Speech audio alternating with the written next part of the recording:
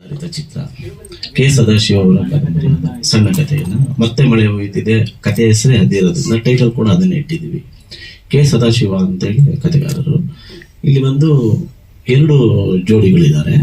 ಒಂದು ಕಾಲಘಟ್ಟದಲ್ಲಿ ಒಂದು ಜೋಡಿ, ಮತ್ತೊಂದು ಕಾಲಘಟ್ಟದಲ್ಲಿ ಒಂದು ಜೋಡಿ ಇದೆ. ಸೊ ಏನಾಗುತ್ತೆ, ಮೊದಲ ಜೋಡಿ ಅವ್ರ ಜೊತೆಗೆ ಸೇರೋದಿಲ್ಲ, ಪ್ರೀತಿ ಫೇಲರ್ ಆಗುತ್ತೆ. ಎರಡನೇ ಜೋಡಿ ಒಂದಾಗ್ತಾರೆ. ಸೊ ಆ ಕಥೆ ಇಟ್ಕೊಂಡು ಈ ಸಿನಿಮಾವನ್ನು ಕಥೆಗೆ ಪೂರಕವಾಗಿ ಏನ್ ಬೇಕೋ ಮಾಡಿದ್ದೀವಿ. ಪುನರ್ಜನ್ಮದ ಕಥೆ ಇಲ್ಲ. ಒಂದು ಕ್ಯಾರೆಕ್ಟರ್ 1980 ಬರುವಂತ ಇಸ್ವಿಯಲ್ಲಿ, ಇನ್ನೊಂದು 2000 ಇಸ್ವಿಯಲ್ಲಿ ಬರುವಂತ ಕತೆ. ಆ ಪ್ರೇಮಿಯ ಮಗಳು ಏನಿದ್ದಾಳೆ, ಅವಳು ಈ ಕಾಲೇಜ್ ಓದಕ್ ಬಂದಾಗ ಈತ ವಿರಹಿಯಾಗಿರ್ತಾನೆ. ಆ ಹುಡುಗಿ ನೋಡಿದಾಗ ತನ್ನ ಮಗಳನ್ನೇ ನೋಡಿದಷ್ಟು ಸಂತೋಷ ಪಡ್ತಾನೆ. ಆ ಕಥೆಯ ಮೇಲೆ ಹೋಗುತ್ತೆ ಕಥೆ.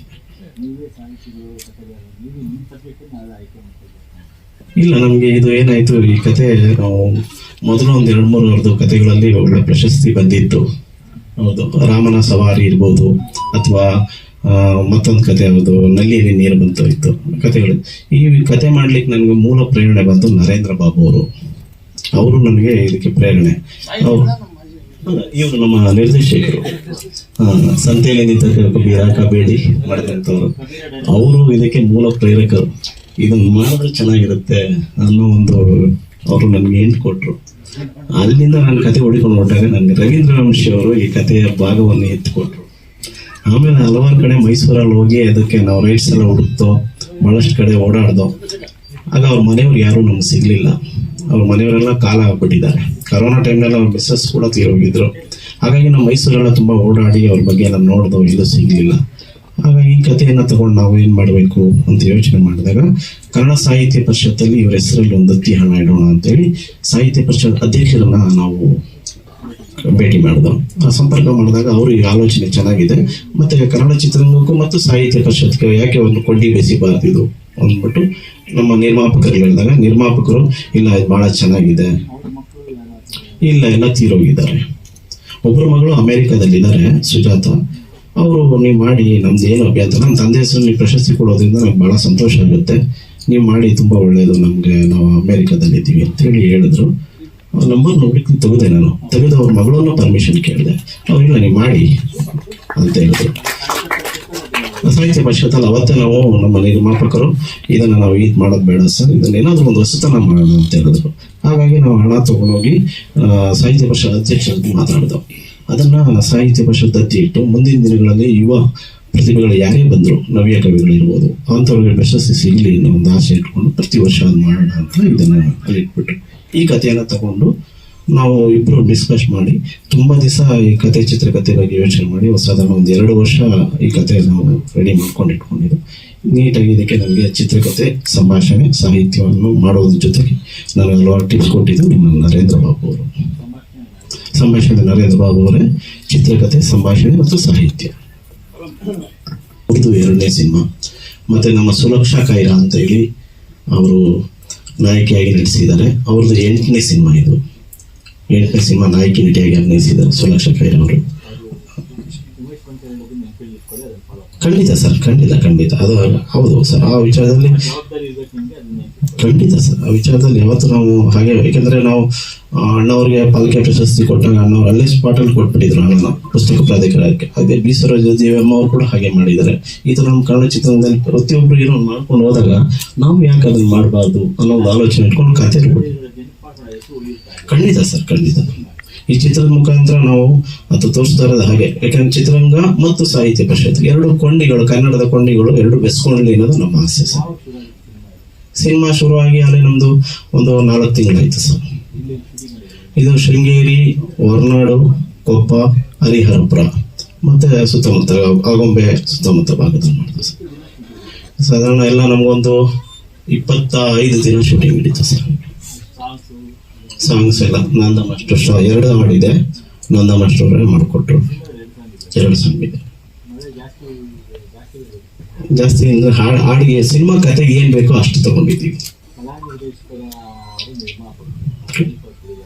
ಖಂಡಿತ ಇಲ್ಲ, ಸೆಟ್ ಕೂಡ ಇದೆ. ಹಾಗೆ ಕಾಲೇಜ್ ಸನ್ನಿವೇಶ ಜಾಸ್ತಿ ಇರೋದ್ರಿಂದ ಕಾಲೇಜಿನ ಸನ್ನಿವೇಶಗಳನ್ನ ಜಾಸ್ತಿ ಚಿತ್ರೀಕರಣ ಮಾಡಿದೀವಿ. ಮತ್ತೆ ಹೊರಾಂಗಣ ಜಾಸ್ತಿ ಇದೆ. ಯಾಕೆಂದ್ರೆ ಒಂದು ಕೌಟುಂಬಿಕ ಒಬ್ಬ ಹೀರೋ ಬಂದ್ಬಿಟ್ಟು ನಮ್ಮ ನಿರ್ಮಾಪಕರ ಮಗ ಲಿಖಿತ್, ಅವ್ರ ತಾಯಿ ತಂಗಿಯ ಪಾತ್ರಕ್ಕೆಲ್ಲ ಮನೆಯ ಚಿತ್ರೀಕರಣ ಇದೆ, ಮತ್ತೆ ಹೊರಾಂಗಣ ಚಿತ್ರೀಕರಣ, ಮತ್ತೆ ಕಾಲೇಜು ಚಿತ್ರೀಕರಣ ಇದೆ. ಯೋಜನೆ ಇದ್ರು ಸಹ ಅವರು ಅಕ್ಕ ಏನ್ ಹೇಳಿದ್ರು, ನಿರ್ಮಾಪಕನ ನಿರ್ದೇಶಕನ ಕೊಂಡಿಸ್ಬೇಕಾಗಿ ಅಕ್ಕ ಹೇಳಿದ್ರು, ನೋಡಿ ಸಾಹಿತ್ಯ ನಂಗೆ ತುಂಬಾ ಇಷ್ಟ, ಹಾಗಾಗಿ ಸಾಹಿತ್ಯನೇ ಮಾಡೋಣ, ಸಾಹಿತ್ಯದ ಒಲವಿರುವಂತಹ ಚಿತ್ರಗಳನ್ನೇ ಮಾಡೋಣ, ಕಾದಂಬರಿ ಕೃತಿಯೇ ಇರಲಿ ಅಂತ ಹೇಳಿ ಅವರು 3 ಕಥೆಗಳನ್ನ ಒಪ್ಕೊಂಡು ಬೇಡ ಅಂತ ಕೆಲಸ ಮಾಡಿ ಕೊನೆಗೆ ಇದನ್ನು ತಗೊಂಡ್ರು. ಆದ್ರೆ ನಾನು ಕೇಳ್ಕೊಳ್ಳೋದು, ಸಾಹಿತ್ಯ ಕೃತಿ ಮಾಡಿರುವಂತ ಒಬ್ಬ ಮಹಿಳೆಗೆ ಮುಂದಿನ ದಿನಗಳ ನಿರ್ಮಾಪಕ ಸಂಘದಲ್ಲೂ ಅಥವಾ ನಿರ್ದೇಶಕರ ವಾಣಿಜ್ಯ ಮಂಡಳಿಯಲ್ಲಿ ಅವ್ರಿಗೇನಾದ್ರೂ ಒಂದು ವಿಶೇಷ, ಮಹಿಳೆಯರಿಗೆ ಒಂದು ವಿಶೇಷ ಸ್ಥಾನಮಾನ ಕೊಡುವಂತಹ ಕಾರ್ಯ ಇವತ್ತು ನಿಮ್ಮಲ್ಲಿ ನಾನು ಆಯ್ಕೆ ಮಾಡ್ಕೊಳ್ತೀನಿ, ದಯಮಾಡಿ ಕೊಡ್ಬೇಕು. ನೀವು ನಮಸ್ಕಾರ.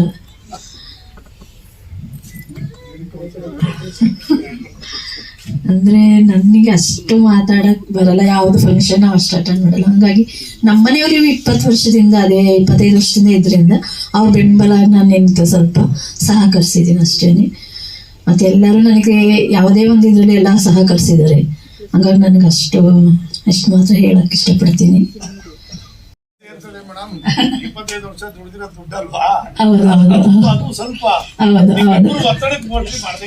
ಇಲ್ಲ ಅವ್ರಿಗೆ ತುಂಬಾ ಆಸೆ ಇತ್ತು, ತುಂಬಾ ಅಂದ್ರೆ ಅವ್ರಿಗೆ ತುಂಬಾ ಆಸೆ ಇತ್ತು. ಯಾವಾಗ್ಲೂ ಹೇಳ್ತಾ ಇರೋರು ನಾನು ಮಾಡ್ಬೇಕು ಅಂತ. ಹಂಗಾಗಿ ಅವ್ರಿಗೆ ಅಷ್ಟೇ ಇಷ್ಟಪಡ್ತೀನಿ, ತುಂಬಾ ಇಷ್ಟ ಆಯ್ತು. ಅಂದ್ರೆ ಅವರು ಎಲ್ಲ ಅದ್ರಲ್ಲೂ ಇಷ್ಟ ಆಗಿದೆ. ಯಾವುದು ನಮ್ಮ ಆಂಟಿ ಮಾಡೋಣ, ಒಂದು ಫಿಲಮ್ ಮಾಡ್ತಿದ್ವಿ, ಚೆನ್ನಾಗಿದೆ ಕತೆ, ನೋಡು ಇಬ್ರು ಮಾಡೋಣ ಅಂತ ಹೇಳಿದ್ರು. ಪರಮ್ ಸರ್ ಹೇಳಿದ್ರು, ಚೆನ್ನಾಗಿದೆ ಅಂತ ಒಪ್ಕೊಂಡು ಅವ್ರ ಜೊತೆ ಸಹಕರಿಸಿದೀವಿ. ಆಂಟಿ ಜೊತೆ ಕೈ ಜೋಡಿಸಿದೀವಿ ಅಷ್ಟೆ.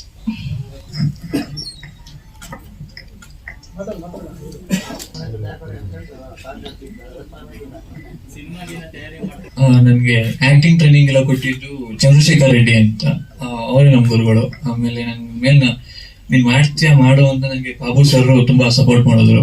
ಆಮೇಲೆ ಪರಮ್ ಸರ್ ಕೂಡ ಸಪೋರ್ಟ್ ಮಾಡಿದ್ರು ನನಗೆ.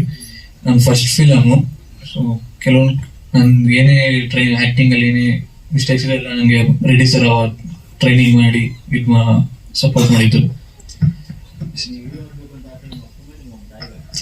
ಅಪ್ಪಂಗೆ ಜಾಸ್ತಿ.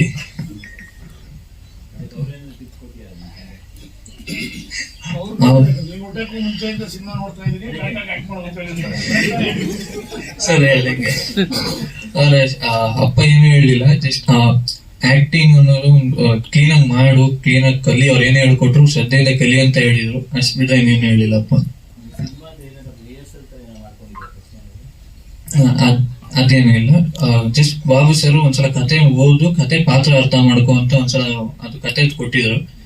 ಓದಿ ಕತೆ ಪಾತ್ರದ ಬಗ್ಗೆ ಒಂಚೂರು ನಾನು ಯಾವ ತರ ಇರ್ಬೇಕು ಅನ್ನೋದನ್ನ ಚಂದ್ರಶೇಖರ್ ಸರ್ ಹತ್ರ ಅವಾಗ ಕೇಳ್ತೀವಿ, ಸರ್ ಪಾತ್ರ ಹಿಂಗಿದೆ, ಇದ್ರ ಮೇಲೆ ನನ್ಗೆ ಒಂಚೂರು ಹೇಳ್ಕೊಂಡು ಅವ್ರು ಅದಕ್ಕೂ ಹೇಳ್ಕೊಟ್ಟು ಪಾಠ ಮಾಡಿದ್ರು ನನಗೆ. ಎಲ್ರಿಗೂ ನಮಸ್ಕಾರ.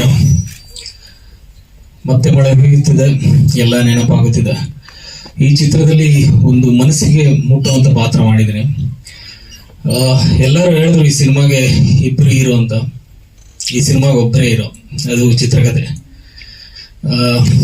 ಬಾಬು ಸರ್ ತುಂಬಾ ಮನಸ್ಸಿಗೆ ಮುಟ್ಟುವಂತ ಸಂಭಾಷಣೆ ಮತ್ತೆ ಚಿತ್ರಕಥೆ ಬರ್ತಿದ್ದಾರೆ. ಪರಮ್ ಸರ್ ಬಗ್ಗೆ ಹೇಳ್ಬೇಕು ಅಂತಂದ್ರೆ ಸೆಟ್ ಅಲ್ಲಿ ತುಂಬಾ ಕಲಿತೆ ಅವರಿಂದ. ಅವರು ಇದು ಮೊದಲನೇ ಸಿನಿಮಾ ಆದ್ರೂ ಚಿತ್ರರಂಗಕ್ಕೆ ತುಂಬಾ ಹಳಬ್ರೆ ಅವರು. ಅಂದ್ರೆ ಯಾವ ಟೈಮಲ್ಲಿ ಯಾವ ಇನ್ಫಾರ್ಮೇಶನ್ ಬೇಕು ಅಂದ್ರೂ ಹೇಳ್ತಾರೆ. ಅವರೊಟ್ಟಿಗೆ ಕಾಲ ಕಳೆದಿದ್ದು ನನಗೆ ತುಂಬಾ ಒಳ್ಳೆ ಎಕ್ಸ್ಪೀರಿಯನ್ಸ್ ಕೊಡ್ತು. ಹಲವಾರು ವಿಷಯಗಳನ್ನು ತಿಳ್ಕೊಂಡೆ. ಆಮೇಲೆ ಮೊದಲನೇದಾಗಿ ಮಾತಾಡ್ಬೇಕಾಗಿರೋದು ನಿರ್ಮಾಪಕರ ಬಗ್ಗೆ. ಅಂದ್ರೆ ಇಂಥ ಒಂದು ಕಥೆನ ತಗೊಂಡು ಮಾಡ್ಲಿಕ್ಕೆ ತುಂಬಾ ಧೈರ್ಯ ಬೇಕು. ಸುಮಕ್ಕ, ಶ್ರುತಿ ಮೇಡಮ್ ಹಾಗೆ ಗಂಗಣ್ಣಂಗೆ ಅವ್ರಿಗಿರೋ ಆ ಮುಕ್ತ ಮನಸ್ಸಿಗೆ ಈ ಸಿನಿಮಾದಿಂದ ಒಳ್ಳೇದಾಗ್ಬೇಕು. ಹಾಗೆ ನಮ್ಮ ತಂತ್ರಜ್ಞರು, ಕ್ಯಾಮ್ರಾಮ್ಯಾನ್ ಶಾಂತರಾವ್ ಸರ್ ಅದ್ಭುತವಾದ ಕೆಲಸ ಮಾಡಿದ್ದಾರೆ. ಹಾಗೆ ಮ್ಯೂಸಿಕ್ ಅತಿಶಯ್ ಜೈನ್ ಅವರು ಒಳ್ಳೆ ಟ್ಯೂನ್ಸ್ ಹಾಕೊಟ್ಟಿದ್ದಾರೆ. ಎಡಿಟಿಂಗ್ ಧನುಷ್ ಚೆನ್ನಾಗಿ ಮಾಡಿದ್ದಾರೆ. ಮತ್ತೆ ಈ ಸಂದರ್ಭದಲ್ಲಿ ನಾವು ನೆನ್ಸ್ಕೊಬೇಕಾಗಿರೋ ಒಂದು ಡಿಪಾರ್ಟ್ಮೆಂಟ್ ಅಂತಂದ್ರೆ ಲೈಟಿಂಗ್ ಡಿಪಾರ್ಟ್ಮೆಂಟ್. ಯಾಕೆಂತಂದ್ರೆ ನಾವು ಸಿನಿಮಾ ಮಾಡ್ಬೇಕಾದ್ರೆ ತುಂಬಾ ಕ್ರೂಷಿಯಲ್ಸ್ ಇತ್ತು ಕಂಡೀಷನ್ಸ್. ಅಂದ್ರೆ ಮಳೆ ಬರ್ತಾ ಇತ್ತು ಯಾವಾಗ್ಲೂ. ಒಂದ್ ಸಣ್ಣ ಬ್ಯಾಕ್ ಲೈಟ್ ಹಾಕ್ಬೇಕು ಅಂದ್ರೂ ಅವರು ಒಂದು ½ an hour 1 hour ಸ್ಪೆಂಡ್ ಮಾಡ್ತಾ ಇದ್ರು.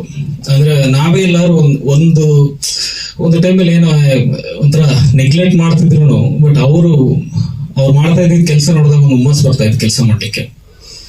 ಹಾಗೆ ನಮ್ಮ ಸಿನಿಮಾ ನಡೆದಿದ್ದು ಹರಿಹರಪುರ ಮತ್ತೆ ಶೃಂಗೇರಿ ಸುತ್ತಮುತ್ತ. ಅಲ್ಲಿ ಜನಗಳು ನಮಗೆ ಮಾಡಿದಂತ ಸಪೋರ್ಟ್ ಅವ್ರನ್ನ ನೆನೆಸ್ಕೊಳ್ಳೇಬೇಕು. ಹಾಗೆ ಜೊತೆಗೆ ಆಕ್ಟ್ ಮಾಡಿದಂತ ಎಲ್ಲ ನಟ ನಟಿಯರಿಗೂ ಇನ್ನಷ್ಟು ಅವಕಾಶ ಸಿಗ್ಲಿ ಅವರ ಪ್ರತಿಭೆನ ಗುರುತಿಸ್ಕೊಳ್ಳೋಕೆ. ಎಲ್ಲರಿಗೂ ಥ್ಯಾಂಕ್ ಯು. ಅಂತ ಎಲ್ರಿಗೂ, ಪತ್ರಕರ್ತರು, ಮಾಧ್ಯಮದವರು ಹಾಗೆ ವೇದಿಕೆ ಮೇಲಿರುವಂತ ಎಲ್ರಿಗೂ ನಮಸ್ಕಾರ. ಇದು ನನ್ನ 2ನೇ ಸಿನಿಮಾ. ಮತ್ತೆ ಮಳೆ ಹೊಯ್ಯುತ್ತದೆ ಎಲ್ಲ ನೆನಪಾಗುತ್ತಿದೆ. ಇಲ್ಲಿ ಮಾತಾಡೋದಕ್ಕೆ ಕಾರಣರಾದಂತಹ ನರೇಂದ್ರ ಬಾಬು ಸರ್, ಪರಂ ಗೋಪಿ ಸರ್, ಹಾಗೆ ಸೋಮಮ್ಮ, ಗಂಗಣ್ಣ ಅವರು, ಎಲ್ರಿಗೂ ಥ್ಯಾಂಕ್ ಯು ಸೋ ಮಚ್. ಈ ಸಿನಿಮಾದಲ್ಲಿ ನಡೆಸಿರೋದು ನನಗೆ ತುಂಬ ಸಂತೋಷ ಇದೆ. ಮುಖ್ಯ ಕಾರಣ I am also literature graduate. ಈ ಒಂದು ಸಿನಿಮಾ ಕೂಡ ಒಂದು ಸಾಹಿತ್ಯ ಆಧಾರಿತ ಕಥೆ ಆಗಿದೆ. ಸೊ ಅದೊಂದು ತುಂಬ ಖುಷಿ ತಂದ್ಕೊಡುವಂಥ ವಿಷಯ ನನಗೆ. ಸಿನಿಮಾ ಬಗ್ಗೆ ಮಾತಾಡೋದಾದ್ರೆ, ಈ ಸಿನಿಮಾದಲ್ಲಿ ತುಂಬಾ ಮಳೆಯಲ್ಲಿ ನೆಂದಿರುವಂತ ಏಕೈಕ ವ್ಯಕ್ತಿ ನಾನು ಮತ್ತೆ ಲಿಖಿತ್ ಅವರು. ಸಿನಿಮಾದ ಒಂದು ಪಾಸಿಟಿವ್ ವೈಬ್ ಬಗ್ಗೆ ಹೇಳ್ಬೇಕು. ಯಾಕಂದ್ರೆ ಇಲ್ಲಿ ಬೆಂಗಳೂರು ಏನು ಮಳೆ ಬರ್ಬೇಕಾದ್ರೆ ನೆನೆದ್ರೆ ಏನಾದ್ರು ಏನು ಕೋಲ್ಡ್ ಆಗುವಂಥದ್ದೆಲ್ಲ ಆಗುತ್ತೆ. ಬಟ್ 25 days ಇಲ್ಲಿ ಶೃಂಗೇರಿಲಿ ಮಳೆ ನೆನ್ಕೊಂಡು ಎಷ್ಟೊಂದು ಶಾರ್ಟ್ಸ್ ಅಲ್ಲಿ ಇದ್ರು ಒಂದು ದಿನ ಕೋಲ್ಡ್ ಆಗಿಲ್ಲ. ಅದೇ ಒಂದು ಪಾಸಿಟಿವ್ ವೈಬ್ ಸಿನಿಮಾದಲ್ಲಿ ಏನಂತ ಗೊತ್ತಿಲ್ಲ, ತುಂಬಾ ಖುಷಿ ಆಗುತ್ತೆ ಹೇಳೋದಿಕ್ಕೆ. ಸೊ ಈ ಒಂದು ಸಿನಿಮಾ ಪ್ರತಿಯೊಬ್ಬರಿಗೂ ಇಷ್ಟ ಆಗುವಂತ ಸಿನಿಮಾ. ಒಳ್ಳೆ ಕತೆ ಇದೆ. ಒಂದು 2 ಜೋಡಿಗಳು, ಒಂದು ಜೋಡಿ ಪ್ರೀತಿ ಒಂದಾಗೋದಿಲ್ಲ, ಇನ್ನೊಂದು ಜೋಡಿನ ಒಂದು ಮಾಡಿ ಕೊನೆ ಮಾಡುವಂತ ಸಿನಿಮಾ. ಸೊ ಕತೆ ತುಂಬಾ ಚೆನ್ನಾಗಿದೆ. ಪ್ರತಿಯೊಂದು ಫ್ಯಾಮಿಲಿ ಕೂತು ನೋಡುವಂತ ಸಿನಿಮಾ. ಖಂಡಿತವಾಗ್ಲೂ ಪ್ರತಿಯೊಬ್ಬರಿಗೂ ಈ ಸಿನಿಮಾ ಇಷ್ಟ ಆಗುತ್ತೆ. ಮತ್ತೊಮ್ಮೆ ಎಲ್ರಿಗೂ ಥ್ಯಾಂಕ್ ಯು ಹೇಳ್ತಾ ಮಾತ್ರ ಮುಗಿಸ್ತೇನೆ.